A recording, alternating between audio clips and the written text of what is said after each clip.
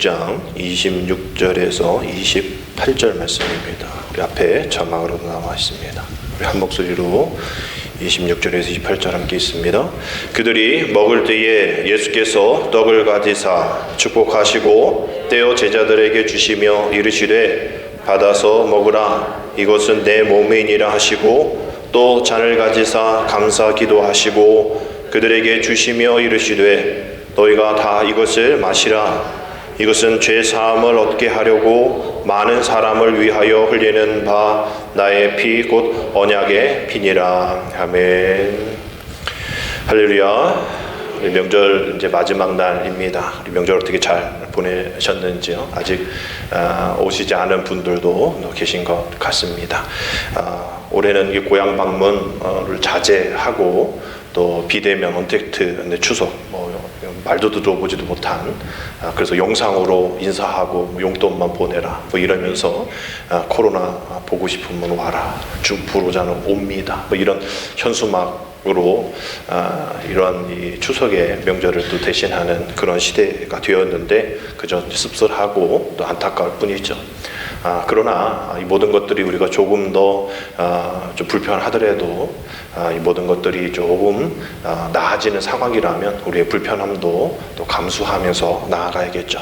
아직도 수도권은 비대면 예배, 또 온라인 예배를 이렇게 진행하면서 또 우리와 좀 다르게 거기 인원에 대해서 되게 예민하게 준비를 해야 합니다.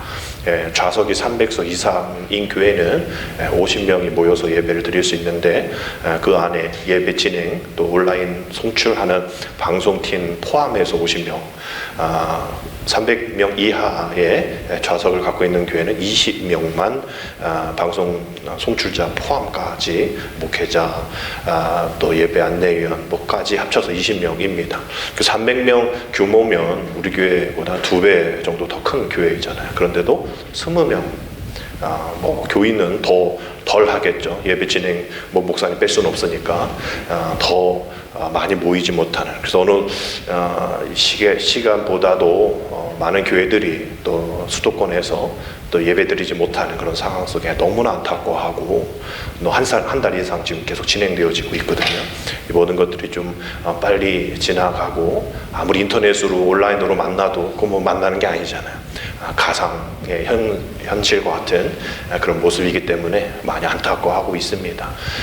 비대면으로 신방도 지금 신방 기간이 되어야 하는데도 신방은 상상도 못할 정도로, 그래서 문고리에 교회 주보, 또 편지, 또 간단한 또 선물들을 이렇게 담아서 문고리 전도 이런 게 요새 비대면 예배드리는 교회에서 많이 행해지고 있다 얘기합니다.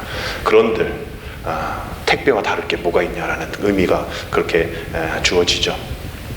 결국 우리 예배는 하나님 앞에 올려드리는 것이고 만나야 하는 것이고 교제해야 되는 것이고 또 우리의 어떤 얼굴과 얼굴을 대면하면서 드려지는 그런 교제와 헌신이 필요한데 그렇게 되어지지 못하는 것이 참 안타깝습니다.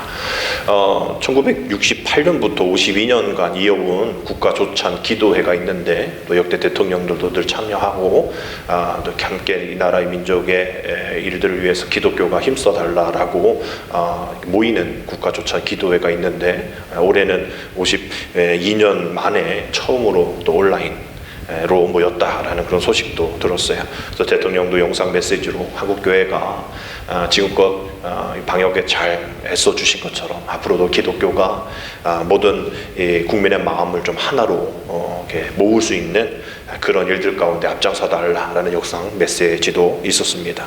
우리가 11월 되면 또 금요 기도회를 통하여서 다니엘 기도회를 우리가 영상을 통해서 보게 되어지는데 그것도 이제 올해는 영상으로 또 대체한다 이렇게 얘기를 하더라고요. 주제가 여러분은 가정의 교회입니다 라는, 우리가 2월 달쯤에 사순절 동안 우리가 교회입니다 라는 슬로건과 같은 비슷한 슬로건으로 15만여 가정에 송출하겠다라고 얘기를 하더라고요. 우리가 속한 정선지방 교육자회의도 2월 이후에 모이지 못하고 있는데 공문이 왔어요. 어택트 교육자 회의 하겠다. 그래서 화상으로 교육자 회의 하겠다라고 했는데, 우리 지금 성광교회인가요? 성광교 목사님이 감리교 본부 선교국으로 가셨기 때문에 새로운 목사님 오셨는데 여태껏 서로 인사를 못하고 얼굴을 몰라요. 근데 화상을 통해서 인사를 해야 되는, 원래 교육자 회에 나오셔서 인사하고 저는 누구누구 목사입니다 이러면서 인사해야 되는데 이제 화상으로만 이제 봐야 되는 그런 상황들입니다. 지금 우리 작은 도서관에도 진행하고 있는 행복학습센터도 3개 강좌가 있는데 이것도 진행 못하고 있는 상황인 것이죠. 그건 그렇다 치더라도 오늘 우리가 드려지는 오늘의 예배는, 10월 첫째 주 예배는 1940년부터 전 세계에서 함께 세계 성찬주일로 우리가 함께 연합하면서 예배드리자라는, 그래서 인종이 다르고 또 종족이 다르고 또 언어가 다르고 문화가 다르지만 오늘 이 한 주, 이 주일은 모든 세계 교회가 성찬식을 거행하면서 우리 온 인류는 하나 되어지고 한 하나님, 한 예수님, 한 성령님을 믿는 믿음의 공동체임을 우리가 알고 어려운 이들을 도우며 또 그리스도의 또 자녀임을 고백하는 그러한 성찬, 세계 성찬 주일입니다. 그래서 매년 저희도 이맘때 성찬식을 하고요, 또 절기마다 성찬식을 하는데 이것도 비대면 예배에 있는 교회들은 할 수가 없죠. 또 비대면 아닌 현장 예배에 있는 분이라 할지라도 지금 나라에서는 이 대면 접촉하지 마라, 또 나누지 마라, 음식 나누지 마라, 함께 이렇게 있지 마라 라는 그러한 제한 조치로 인해서 성찬식을 거행을 하지 못하고 있습니다. 많은 교회들이. 이러한 일들이 가장 일상적이고 또 당연히 여겼던 일들을 하지 못하게 하는 것이죠. 교회만 그럴까요? 주변에 있는 모든 것들이 다 일상들이 되어지지 못한, 일상이 되어지지 못하는 그러한 상황 속에 살고 있습니다. 모든 것들이 일상으로 회복되어지는 그런 날이 속히 돌아올 수 있도록 오늘도 간절히 소망하면서 예배 드릴 때, 우리가 비록 세계 성찬주일 성찬식은 함께하지 못하지만, 그래서 한번 그냥 각자 자리에다가 떡하고 빵 놓고서 할까 이렇게 생각을 해봤는데, 또 어떤 교회는 또 온라인으로 성찬식을 한다고 해서 과연 어떻게 성찬식을 할까 궁금도 하지만, 우리가 그냥 대충 하는 것보다 오늘은 성찬의 의미를, 우리가 행위보다 의미를 더 생각해보는 그런 시간을 가지면서 오늘 세계 성찬주의를 보내려고 합니다. 오늘 우리가 성찬식은 없지만 성찬에 대한 의미를 여러분 또 다시 한번 잘 깨달으시고, 이전에는 성찬식이 있기 때문에 설교를 좀 짧게 하는 그런 상황이 있었는데, 오늘은 되어져 있는 그 시간 안에 여러분도 오늘 온전히 성찬에 대한 의미를 좀 잘 생각하시면서 보내시기를 바랍니다. 그러나 성찬이라는 얘기는 예수님에 대한 기억을 후대에 전하는 기억의 전승이다 라고 얘기할 수 있습니다. 우리 한번 따라합시다. 기억의 전승, 기억의 전승. 우리가 그런 기억의 전승의 예식을 우리는 성찬식이라 말할 수 있어요. 왜요? 우리는 그것을 경험하지 못했죠. 주님은 분명 이 일들을 기념하라라고 말씀해 주셨는데 우리는 그걸 어떻게 합니까? 결국 우리가 성경 말씀으로만 전해 듣는 십자가의 그 고난을 앞에 둔 주님의 고민, 또 주님의 결단들을 우리는 잘 알지 못하죠. 그러나 우리는 그것을 기억해야 합니다. 생생하게 눈앞에 볼 수는 없지만 말씀을 통하여서 그것을, 그 상황을, 또 그 때를, 또 그 은혜를 우리가 경험하는 그런 기억들이 필요하다라는 것이죠. 우리 성찬식은 우리가 예수님, 오늘 본문 읽었던 예수님 시대의 신약에만 있는 것 같지만 우리가 때론 놓치고 있는 것들이 구약 안에서도 성찬식과 같은 그런 내용들이 담겨져 있다라는 그런 것을 우리는 기억해야 합니다. 구약 성경을 통해 먼저 발견되어지는 것은 우리 출애굽을 앞두고 유월절 어린 양을 죽여서 급하게 나누어 먹던 식탁, 우리가 그것도 우리가 이 성찬으로 바라볼 수 있다라는 거죠. 그래서 예수님께서 그 성찬의 식탁을 마련해 주신 것 그것만 없을 뿐이지, 하나님은 그 출애굽의 유월절 사건으로 인하여서 성찬식과 같은 그런 일들을 행해 주셨다라는 겁니다. 하나님께서 시내 산에서 이스라엘과 언약을 맺는 장면 속에서도 성찬식에 대한 그런 모습을 볼 수가 있는데, 출애굽기 24장 8절하고 11절 말씀이 그러한 성찬을 우리가 생각할 수 있는 말씀이죠. 모세가 그 피를 가지고 백성에게 뿌리며 이르되 이는 여호와께서 이 모든 말씀에 대하여 너희와 세우신 언약의 피니라. 다음 11절 말씀, 하나님이 이스라엘 자손들의 존귀한 자들에게 손을 대지 아니하시고 그들은 하나님을 뵙고 먹고 마셨더라 라고 되어 있어요. 모세가 제단을 쌓고 소의 번제물을 통하여서 피를 받아서 그 피를 뿌리면서 모세와 아론과 또 아비후와 이스라엘 장로 70인을 이 신의 산으로 부릅니다. 그래서 올라가서 감히 하나님 앞에서 먹고 마시죠. 하나님 앞에서 대면하면 죽잖아요. 그런데도 오늘 이 마지막 말씀 11절 말씀처럼 하나님이 이스라엘 자손들의 존귀한 자들에게 손을 대지 않으시고 하나님 앞에서 먹고 마셨다라고 되어 있는 겁니다. 그 당시 어떤 함께 먹고 마셨다라는 것은 우리가 그냥 어떤 교제로만 끝나는 것이 아니라 함께 먹고 마셨다라는 것은 언약 후에 먹고 마셨다라는 것은 그 언약에 완전히 도장을 찍는 거죠. 내가 이렇게 하겠다. 이 약속을 잊지 않고 충실히 이행하겠다라는 그런 결단의 의미로 먹고 마시는 일들이 행해집니다. 그래서 개학 후의 식사의 자리, 또 결혼 후의 식사의 자리, 뭐 이런 것들이 드러날 때에 구약의 성찬의 의미는 언약을 새롭게 하는 그 기억하는 자리일 뿐더러 내가 말씀대로 살겠습니다 라고 약속하고 결단하는 자리라는 거죠. 이것을 내가 허투루 생각하지 않겠습니다. 이 약속, 이 언약을 내가 반드시 목숨처럼 지키겠습니다라는 그러한 자리가 성찬의 자리였다라는 겁니다.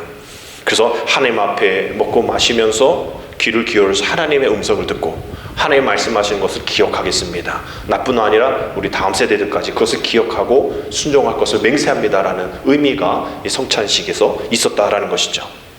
신약에서는 뭐 우리가 잘 알다시피 주님이 십자가에 잡히기 전날 밤에 베풀어졌던 마지막 식사가 이 성찬식입니다. 오늘 우리가 읽은 마태복음 26장 26절에 28절인 것이죠. 다시 한번 함께 읽어보도록 하겠습니다. 그들이 먹을 때에 예수께서 떡을 가지사 축복하시고 떼어 제자들에게 주시며 이르시되 받아서 먹으라 이것은 내 몸이라 하시고 또 잔을 가지사 감사기도 하시고 그들에게 주시며 이르시되 너희가 다 이것을 마시라 이것은 죄 사함을 얻게 하려고 많은 사람을 위하여 흘리는 바 나의 피 곧 언약의 피니라. 아멘. 이 모습으로 우리 성찬식을 기억을 하고 또 성찬식 행하면서 또 제가 분배하면서 또 분병하면서 또 읽는 멘트들이 여기 안에 있는 그런 말씀들이죠. 이탈리아 밀라노에 가보면 이 산타 마리아 델레 그리치라는 이 성당에 이런 그림이 있다고 합니다. 여러분 어떤 그림인지 아시죠? 레오나르도 다빈치가 그린 최후의 만찬입니다. 거기 있는 사람들을 이렇게 보면 저 그림이 얼마나 크구나. 우리가 박물관에 있는 그냥 뭐 조그만 액자 안에 들어있는 그림이 아니라 저곳은 이제 성당 안에 있는 수도사들의 식당. 저 안에 테이블 밑에 또 문이에요. 그래서 드러나갈 수 있는 그런 식당에 있는 그림입니다. 뭐 1498년쯤에 레오나르도 다빈치가 그렸다라고도 하는데 저기가 이제 식당이니까 늘 수도사들이 식사를 하겠죠. 근데 저 그림이 크다 보니까 거의 사람 키 수준으로 그렸다고 합니다. 그러면서 주님이 지금 이렇게 최후의 만찬을 하시듯 지금 우리와 함께 하신다라는 그런 수도사들의 이런 마음을 가지고 또 식사를 하는 그런 식당에서의 그림인 것이죠. 예, 그러면서 많은 사람들이 저 그림을 보려고 또 찾아가기도 하고 또 뭐 오래되기도 하니까 또 복원도 하고 또 그렇게 되어 있습니다. 저 자리가 그냥 먹고 마시는 자리가 아니라 이 중에 나를 팔자가 있다라는 그 말씀을 하신 후에 제자들이 웅성웅성하는 그러한 모습인 것이죠. 접니까? 너냐? 우리가 그랬냐? 뭐 이러면서 웅성웅성하는 그러한 모습이 그려져 있는 그런 모습입니다. 저런 모습을 또 찾으려고 또 인터넷을 또 이렇게 돌아다니다가 또 두 개의 또 씁쓸한 그림을 보게 되었는데 이런 패러디의 그림들이에요. 신천지의 12지파 사람들, 우리 요 강원도 이제 빌립 지파하고 서울은 뭐 야고보 지파에서 이스라엘 12지파를 전국구로 또 밑에 호남 지역 뭐 베드로 지파 이래서 뭐 몇십만 명, 3만 명, 4만 명 이렇게 해서 전체가 20만 명 12지파로 쪼개져 있는데 마치 가운데 있는 이만희 교주가 예수님이냐 저렇게 패러디하는 그런 씁쓸한 그런 장면들이 있어서 저거를 이제 막 홍보 영상으로 막 보내기도 한다라고 그런 얘기를 이제 봤죠. 근데 좀 더 씁쓸한 그림이 하나 더 있는데 이 그림이에요. 비대면 최후의 만찬 이런 제목으로 우스갯 썰인 것 같지만 저는 그렇게 생각합니다. 방역을 위해 저런 것 같지만 저는 그 생각해봐요. 다 도망갔구나. 다 도망갔어. 주님이 만찬을 베풀어 주셨는데 야 마스크라도 끼고 와 이랬는데 제자들은 다 도망갔어요. 뭐 십자가 이후에 도망간 건 생각한 적도 없고 십자가 이전부터 벌써 마음속에 나에게 유익이 없으면 도망가리라 하는 그런 세팅된 마음들이 저 부분으로 묘사가 되어졌지 않았을까. 주님은 마스크라도 끼고 모여라. 마스크만 끼면 돼. 미국 대통령 마스크 안 끼고 저렇게 된 거 아니에요? 마스크 껴, 마스크. 그러면서 우리가 해야 할 일을 하자라는 그런 모습 아닌가. 뭐 우스갯소리의 이 그림이지만 두 그림이 좀 씁쓸하게 이렇게 저에게 다가왔습니다. 뭐 여튼 이런 그림들을 보면 중앙에 예수님이 계시죠. 중앙에 예수님이 계시고 M자 형태로 우리 옆에 제자들이 또 고루 배치가 되어 있는 그런 모습들이 최후의 만찬의 그림인데 사실상 저거는 현실적이지가 않아요. 레오나르도 다빈치가 또 이렇게 그림을 그리고 또 뭐 건축에 대한 또 그림에 대한 그것을 위해서 저렇게 그려서 또 창문이 좀 후광을 나타내는 뭐 이런 거기 때문에 또 저렇게 멋있게는 그려놨지만 사실상 한 요 정도의 그림이 좀 맞지 않을까. 심지어 저런 탁도 없을 정도로 그냥 누워서 비스듬히 있을 정도의 만찬이 아니었을까. 저렇게 뭐 최후의 만찬 그림처럼 방이 저렇게 클 수가 없는 거죠. 높이도 그렇고 넓이도 그렇고 다락방이 그렇게 최후의 만찬 그림처럼 되어 있지도 못하고 중요한 것은 가운데가 상석이 아니라는 거죠. 우리야 가운데가 상석처럼 보이지만 그 당시 상석은 왼쪽이에요. 그래서 주님이 저쪽 계시는 것처럼. 그리고 예수님이 최후의 만찬 하실 때에 그냥 야 우리가 이렇게 알아서 먹자 뭐 이러면서 누가 대신해 주는 게 아니라 예수님께서 다 서빙 하시잖아요. 세례 또 이렇게 발 씻어 주시고 또 이렇게 음식 나눠 주실 때에 가운데서는 할 수가 없는 일이죠. 구석에서 돌아다니셔야 하는 그런 상황들. 그래서 비스듬히 누워서 먹고 마셨던 그 당시의 습관으로 봐서는 그래서 그 안에 요한이 이렇게 품에 쏙 들어가는 그런 모습들이 성경 안에 들어있지 않습니까? 그래서 한 저 정도의 그림이 어디 있다고 그러는데 아직 제가 그건 찾지 못했지만 한 저 정도로 한 저 위치에 또 저런 높이에 저런 규모의 최후의 만찬이라고 생각을 합니다. 그러니까 결국은 예수님이 중앙에서 그냥 혼자 독불장군식으로 가시는 것이 아니라 섬김을 받으시는 모습이 아니라 섬기는 모습으로 나가는 그런 모습을 우리가 보게 되어지는 것이죠. 결국 오늘 우리가 본문 속에서 주님이 만찬으로 우리를 초대하실 때에 우리에게 이렇게 말씀하시는 거죠. 나를 먹으라. 또 나를 먹고 너가 살아야 해 라는 그런 의미입니다. 비록 자신은 먹히고 마침내 버려지지만 그것을 먹은 자들에게는 생명이 이어진다라는 그런 사실인 것이죠. 생명의 떡입니다. 그렇기 때문에 우리가 주님의 이 성찬을 생각하면서 비록 오늘 성찬식은 우리가 함께 하지 않지만 우리가 성찬을 생각하고 또 주님을 생각할 때는 나를 비우고 남을 살리는 생명의 떡이신 그 주님을 생각해야 한다라는 것이죠. 갈릴리 타부가 지역에 오병이어 기적을 기념하면서 지은 그런 교회가 오병이어 교회인데 이 오병이어 교회를 발굴하면서 바닥을 이렇게 청소하다 보니까 저런 문양이 나오는 것을 발견하게 되었어요. 그래서 오병이어 교회이니까 저는 오병이어의 모양이 있구나. 저를 모자이크라고 얘기하잖아요. 그래서 저도 성지순례 가셨던 분들이 저 모양 가짜죠. 유사품을 사서 저에게 줘서 또 제가 이 안내석에 갖다 놨는데 여러분이 나가시면서 보실 때 유심히 봐야 될 그런 부분들이 하나 있습니다. 분명 오병이어의 기적의 기념을 기념하는 오병이어 교회인데 물고기 2마리는 있잖아요. 근데 그 가운데 있는 이 떡 병자, 이 떡이 4개밖에 없어요. 그래서 저도 뭐 선물 받고서도 잘 몰랐는데 또 설교 준비하면서 또 오병이어 교회의 이 가이드의 설명을 보면서 놀라운 은혜를 하나 발견하게 되었습니다. 왜 저 떡이 4개일까? 잘못 그렸나? 원래 떡이 4개였나? 4병이었는가? 뭐 이렇게 생각할 수 있는데 저게 놓여져 있는 자리가 성찬의 자리입니다. 성만찬하는 자리라고 그래요. 성만찬하는 자리 위에 밑에 저 그림이 있고 그 위에 성만찬 탁자가 있다는 겁니다. 그래서 가이드가 얘기하는 거죠. 사람도 그냥 바닥에 있는 거니까 스쳐 지나가고 오병이어 교회니까 오병이어가 있나 보다 자세히 잘 안 보지만 여기 떡이 왜 4개인지 아십니까? 우리 예수님은 생명의 떡이십니다. 이미 예수님이 생명의 떡이 되셔서 떡 하나가 필요 없습니다. 그 떡이 4개이고 그 떡은 바로 여러분들이 되셔야 합니다. 여러분들은 세상의 떡이 되셔야 합니다. 찢기고 나눠지고 부서지지만 남에게 생명을 줄 수 있는 의식, 의주, 우리가 옷이라든지 집은 없어도 죽진 않지 않습니까? 그러나 식에 대한 것은 죽기 때문에 남을 살리는 그러한 떡이 되십시오 라는 그런 의미로 4개만 있다라는 것이죠. 우리가 전에 고난주간에 팔 없는 십자가 여러분 보셨나요? 기억하시나요? 예수님이 이렇게 십자가에 지시는데 팔이 없어요. 그래서 왜 그럴까? 이 만드신 분의 의도는 여러분들이 예수님의 팔이 되어야 합니다. 이런 의미와 비슷하다라는 생각을 하게 됩니다.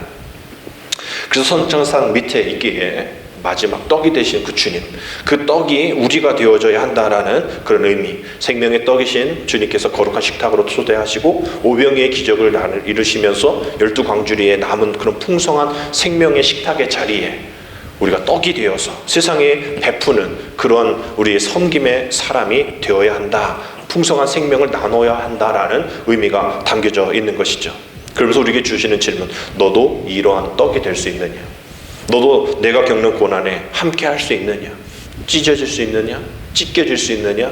부서질 수 있느냐? 먹힐 수 있느냐? 라고 묻고 다짐하는 그 기억의 전승이 바로 성찬식이라는 겁니다. 더 나아가 우리가 함께 주님과 먹고 마시는 그 식탁이 앞서 말씀드린 그 출애굽의 6월절 사건이라면 우리가 지금 벗어나야 될 출애굽, 이전의 노예 생활, 이전의 그 6월절 전후로 내가 예수님 믿고 전후로 우리가 어떻게 살아가고 있는가? 여전히 출애굽하지 못하는 노예 근성으로 살아가고 있지 않은가? 아직도 예수 믿기 전의 삶을 살고 있지 않은가?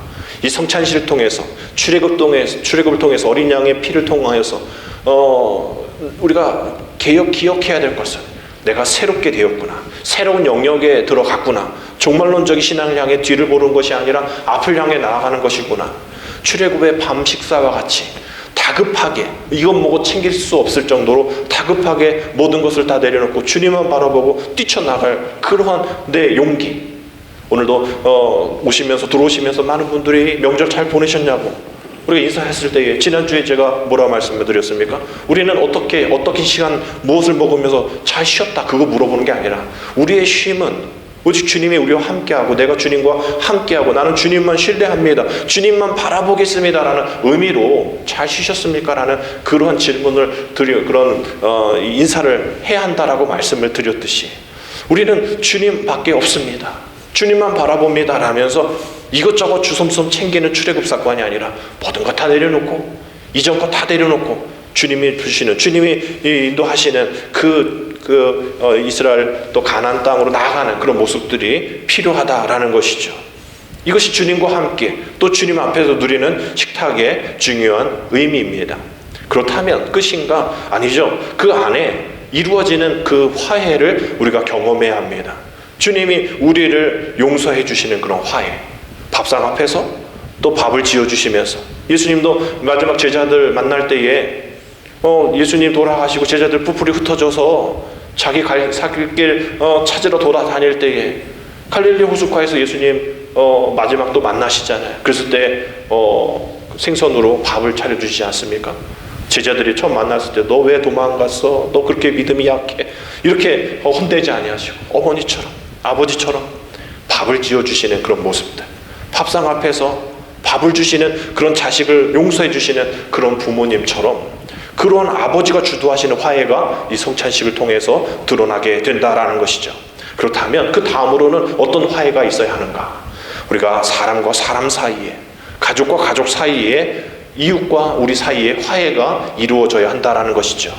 명절을 보내고 많은 뉴스들 보면 명절 잘 보냈다가 아니라 누구와 싸웠다, 누굴 죽였다, 누가 어떻게 해서 이렇게 해서 이렇게 뒤집어 엎었다, 이런 뉴스들이 많이 나오지 않습니까?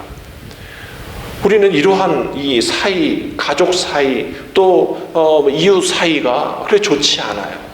그러니 이러한 서로 반목하고 또 서로 싸우는 그런 이러한 관계들이 화해되어져야 한다라는 것이죠. 그래서 모든 것이 예수님의 은혜로 우리가 함께하는 이런 공동의 화해의 기억 속에서 하나님과 나 사이에, 또 우리 교인과 교인 사이에, 또 우리 가족 사이에, 이웃 사이에 있는 그런 불일치와 또 연합하지 못함과 또 시기와 질투와 분쟁 속에서 평화의 일치를 이루어 가야 할 그런 사명감, 또 그런 식탁 공동체가 우리의 삶 속에 있어야 한다라는 것이죠. 그런 식탁 공동체 안에 내가 좋아하는 사람만 있을 수는 없죠. 분명 예수님도 그 식탁 안에서 배신자를 만나셨고, 또 그 배신의 밤에 예수님을 잡으러 오는 사람들도 만났고, 그 식탁의 자리라고 해서 모든 것이 다 아름답게 이루어지는 것은 아닙니다. 그리고 식사 이후에는 십자가가 기다리고 있는 그런 상황인 것이죠. 결국은 우리의 삶 속에서 정말 이 많은 것들이 은혜 가운데 다 있었으면 좋겠다라고 이야기하지만 그렇게 되어지지 못할 그런 상황들도 우리는 예측해야 한다라는 겁니다. 또 성찬의 이 전에 어떤 모습이었죠? 제자들이 예수님의 하나님의 나라에 내가 예수님의 우편에, 내가 예수님의 좌편에 있기를 원합니다. 이러한 서로 시기하고, 그 예수님이 발을 닦았음에도 불구하고 아무도 주님을 발을 씻기려 하지 않았던 그런 교만함이 갇혀 있는 그런 식탁의 모습 속에서도 주님은 화해를 요청하신 것이죠. 우리 모두가 다 유다와 같은 배신의 마음을 담고 있을 때에 주님은 우리에게 말씀하시는 겁니다. 그러지 마. 우리는 섬겨야 해. 누가복음 22장 27절에 이렇게 말씀하시죠. 앉아서 먹는 자가 크냐, 섬기는 자가 크냐. 앉아서 먹는 자가 아니냐. 그러나 나는 섬기는 자로 너희 중에 있노라. 아멘. 섬기는 자로 너희 중에 있다라고 얘기하십니다. 여기서 이 섬기는 자가 히라보로 디아코노스라는 그런 단어를 쓰는데, 디아코노스 어려운 단어가 아니에요. 영어로 보면 서비스 앳 더 테이블입니다. 식탁에서 제공하는 손길을 얘기하는 거죠. 즉 우리가 식탁 공동체 안에서 밥 나눠주는 식사 당번이라 생각하시면 됩니다. 음식을 나눠주는 사람이라는 거죠. 음식을 똑같이 누구에게는 더 주고 누구에게는 덜 주고 이런 게 아니라 똑같이 배식을 하는 그러한 서빙을 보는 그런 사람이 섬기는 자다라고 얘기해요.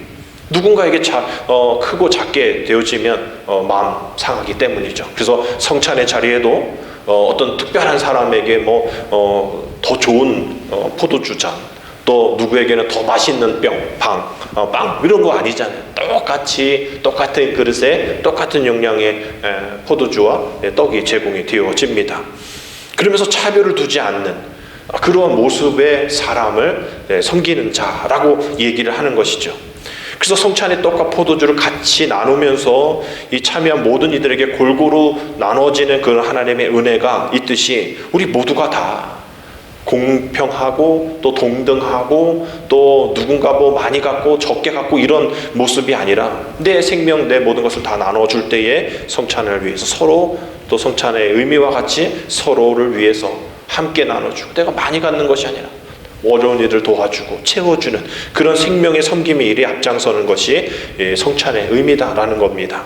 우리는 예수님의 최후의 만찬과 십자가의 죽으심으로 인하여서 우리가 관련되어서 또 요한복음 6장 56절 57절의 말씀을 보면 우리 같이 한번 읽겠습니다. 시작. 내 살을 먹고 내 피를 마시는 자는 내 안에 거하고 나도 그의 안에 거하나니 살아계신 하나님 아버지께서 나를 보내시며 내가 아버지로 말미암아 사는 것 같이 나를 먹는 그 사람도 나를 말미암아 살리라 라는 말씀이 나옵니다.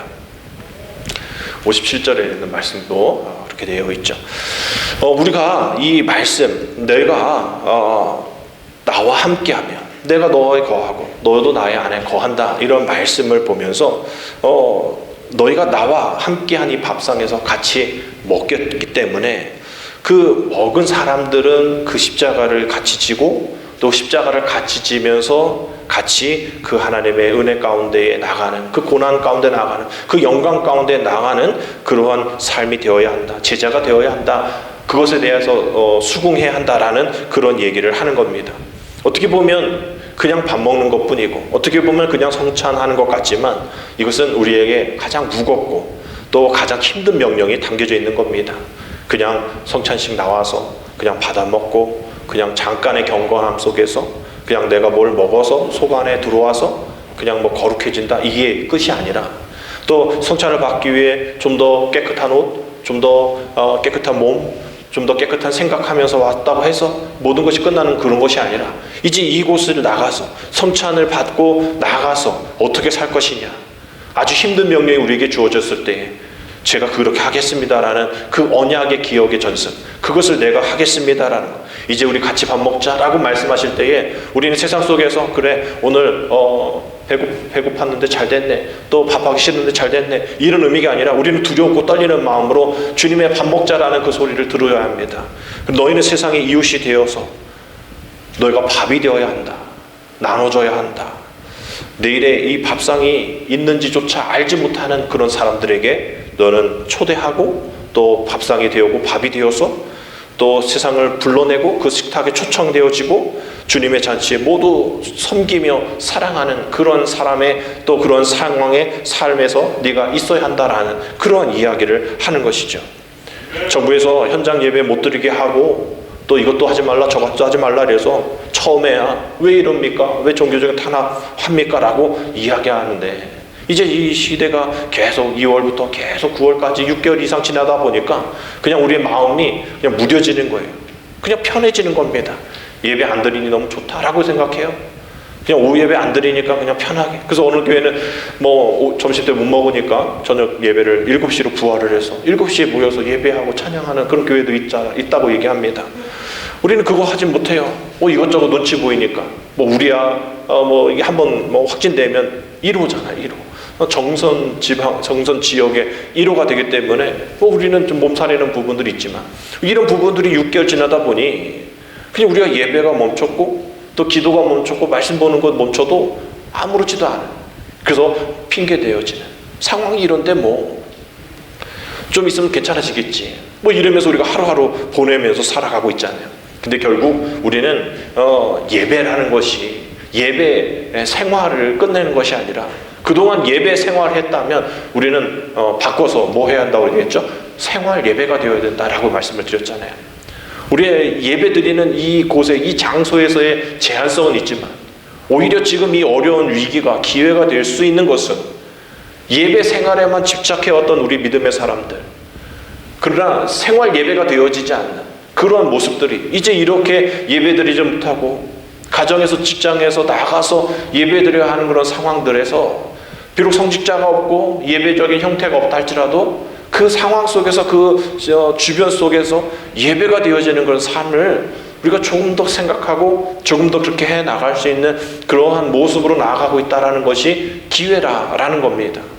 계속 위기 있는 사람은 위기로 끝나지만 이 위기가 기회다라고 생각한 사람들은 그동안 생활 예배가 되지 못했던 사람들, 가정 안에서 생활 예배가 되지 못했던 이들이 가정 안에서 모여서 기도하고 직장 안에서 기도하고 내 삶 속에서 매일매일 같이 기도하는 삶이 늘어나고 또 우리가 예배 가운데 나가지 못하니 또 이렇게 모이지 말라고 하니 주일 아니더라도 평일날 와서 기도하고 가시는 그런 분들이 더 늘어나는 그런 모습들, 더 새벽에 모여서 기도하는 모습들. 우리가 아무리 모여도 20명 안 되잖아요. 이런 거 저런 거 나라에선 다 하라고 하지 않습니까? 그래서 아까 말씀드린 대로 300명 이상인 교회는 50명, 300명 이하 있는 교회 20명인데 다 구석구석 방들 모임 예배당 있잖아요. 그러니까 그것은 허락되어지거든요. 그 안에서만 20명 모이라는 거예요. 그래서 소예배실에 20명, 교육관에서 20명, 또 어떤 교회는 큰 교회들은 소예배실에 50명, 또 대예배실에 50명 이러면서 다 예배를 어떻게든 드리려고, 전에도 사복교회 말씀드린 것처럼 예배 시간마다 제한이 되기 때문에 예배 시간을 더 많이 드려서 아침 7시부터 9시, 10시, 12시, 1시, 2시까지 몇 부 예배를 목사님이 힘들어도 또 섬기는 이들이 힘들어도 어떻게든 예배 드릴까라고 생각하는 그런 모습으로 나아갈 때에 그 모습들이 삶 속에서 드러나는 그런 모습들이 있다라는 거예요. 더 예배 드리고 싶다는 거죠. 그래서 이런 책이 있어요. 미국 성공의 사제인 이 해리스 윌러라는 분이 오늘이라는 예배라는 그런 책이 나왔습니다. 이 책을 보면 오늘이라는 예배라는 거예요. 주일날만이 예배가 아니라, 드려지는 예배가 아니라 오늘이라는 예배 가운데에 어떻게 살을까. 옛날에 몽어에 예수 그리스도의 내 마음의 집 뭐 이런 거 있었잖아요. 그래서 침실이 주님이 계신 곳이고 식탁이 주님이 계신 곳이고 막 이런 거 있는데, 이건 더 세밀해요. 아침에 눈을 뜨자마자 예배입니다. 아침에 눈을 뜨자마자 하나님 나를 살려주셨군요. 하나님 나를 오늘 나를 새롭게 하셨군요. 세례 개념까지도 생각을 하면서 아침에 눈을 뜨자마자 그러한 모습으로 나갑니다. 또 막 운전하면서 막 체증이 있잖아요. 교통체증이 있을 때도 예배가 됩니다. 막 짜증내지 않아요. 하나님을 떠올립니다. 답답한, 나를 통해서 답답함을 느끼시는, 뭔가 나가려고 하는데 나가지 않는 우리들의 그 답답한 모습들, 그런 것을 통해서 예배를 드리고, 또 이메일을 통해서 친구와 통화하면서 그냥 일상이지만 축복해주는, 예배 가운데 우리가 축복하잖아요. 그래서 일상이 예배가 되어질 때에 그냥 만났던 사람, 그냥 통화했던 그냥 그 사람들이 내 축복의 대상이 되어지는 거예요. 그래서 주님이 축복이 그들에게 전달될 수 있는 축복의 통로가 내가 되기를 원합니다 하면서 그들에게 축복을 전하는 그런 예배, 또 이렇게 하나님을 의식하면서 살아가는 모든 순간들이 다 예배가 될 수 있다라는 그런 책이 오늘의 예배, 오늘이라는 예배라는 책입니다. 정교개혁자 마틴 루터도 일이 곧 기도다라고 얘기를 해요. 일이 곧 기도다. 우리 한번 따라합시다. 일이 곧 기도다. 일이 곧 기도다. 여러분 일하시잖아요. 직장 다니시잖아요. 여러분 그것이 기도가 될 수 있기를 원합니다. 그 기도 가운데에 일하면서 짜증나고 또 원망하는 일이 있지만 그것이 예배가 되어지면, 또 우리 어머니들이 또 집안에서, 또 아버지들이 직장에서, 또 학생들이 학교에서 뭐 이런 것들이 다 예배가 되고 기도가 되어진다면 우리가 불평할 것 하나도 없죠. 감사함으로 받으면 버릴 것 하나 없다라는 그런 말씀처럼, 우리가 정말 모든 것이 다 예배다라고 생각하면 우리가 버릴 시간, 버릴 사람, 버릴 장소 하나도 없다라는 거예요. 오늘이란 예배라는 이 책의 제목을 여러분 기억하시고, 또 오늘 여러분들이 이런 어려움 속에서 이러한 상황 속에서 드려야 될 그런 예배를 우리가 생각해 보면서 우리가 어떻게 나아가야지, 어떻게 해야 할지에 대한 그런 모습들을 여러분 기억하셔야 됩니다. 루터가 당시 유럽을 휩싸렸던 그 흑사병이 있을 때 그 재앙 속에서 이렇게 기도했어요. 제가 읽어드릴게요. 자막으로는 없습니다. 오 주님, 당신께서는 가난하고 불쌍한 피조물들을 아십니다. 우리는 심히 연약하여 당신의 거룩한 말씀 앞에 감사할 줄 모르고 당신의 뜻을 제 마음대로 구부려 가며 삽니다. 주님, 우리를 불쌍히 여겨주소서. 지금 우리는 범죄로 인해 지독한 역병에 시달리고 있습니다. 우리의 교만을 징계하시되 당신의 자비 가운데 새로운 피조물로 거듭나게 하여 주옵소서. 탄원을 들어주시는 주님, 당신께 간절히 구하오니 우리가 당신의 말씀과 뜻을 경청하게 하시고 이 병을 거두어 주옵소서. 그리하여 당신이야말로 우리의 가장 자비로운 하늘 아버지심을 깨닫게 하옵소서. 당신의 사랑하는 아들이며 우리의 대원자 되신 예수 그리스도 이름으로 기도드립니다. 이런 기도를 그 흑사병에 있을 때에 기도했다는 거예요. 우리가 삶 속에서 이렇게 기도할 수 있다는 거죠. 우리 직장에서, 우리 가정 안에서 눈을 뜨고 눈을 감을 때마다 우리는 기도하며 예배 드릴 수 있는 겁니다. 늘 주님의 성찬 생각하면서 내가 밥이 되어서 나눠주고 찢겨줄 수 있다라는 것이죠. 오늘도 내가 억울하고 또 분나는 모든 일 가운데 우리는 그렇게 고백해야 합니다. 아직도 내가 떡이 되어지지 못했구나. 아직도 내가 찢겨지지 못했구나. 아직도 주님의 십자가를 경험하지 못하고 그 기억의 전승 가운데 빠져 있구나라는 생각을 해야 합니다. 베드로전서 4장 7절 말씀 보면 만물이 마지막이 가까웠으니 그러므로 너희는 뭐를 차리고? 정신을 차리고 근신하여 뭐하라? 기도하라. 지금 우리에게 주시는 하나님의 말씀이 아닌가 생각합니다. 우리는 지금 정신을 차리고 근신하여 기도해야 할 때라는 것이죠. 우리 주님의 마지막 말씀 누가복음 22장 19절에 마지막에 뭐라고 되어 있습니까? 이를 행하여 나를 뭐하라? 기념하라. 이를 행하여 나를 기념하라. 기념이란 뜻, 우리가 잊지 않고 기억한다라는 것이잖아요. 새롭게 시작되는 10월 한 달도 우리가 기억해야 될 것이 무엇일까?